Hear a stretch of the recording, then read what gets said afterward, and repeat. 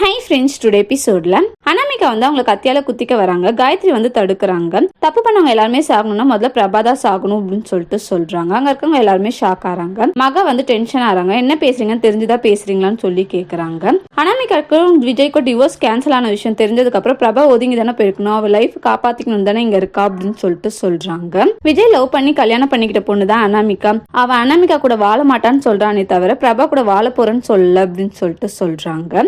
மகா சொல்றாங்க, அவ பிரபாவோட கல்யாணத்தை நிப்பாட்டினது தப்பு தானே அப்படின்னு சொல்லிட்டு. தப்பு பண்ணவங்க எல்லாருமே வீட்டை விட்டு போகணும்னா சூர்யா வந்து இந்த வீட்டை விட்டு போகணும், அவன் தியாகி மாதிரி பண்றேன்னு சொல்லிட்டு விஜய கல்யாணத்துக்கு கூப்பிட்டு வந்தது அவன் தப்பு அப்படின்னு சொல்லிட்டு சொல்றாங்க.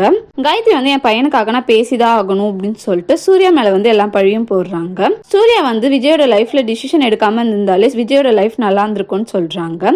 மகா வந்து டென்ஷன் ஆறாங்க. இதுக்கப்புறம் சூர்யா வந்து விஜயோட லைஃப்ல வந்து இன்க்ளூட் ஆகவே மாட்டாரு, அவர் எந்த டிசிஷனும் எடுக்க மாட்டாரு அப்படின்னு சொல்லிட்டு சூர்யா வந்து பிளேஸ்ல இருந்து கூப்பிட்டு போறாங்க.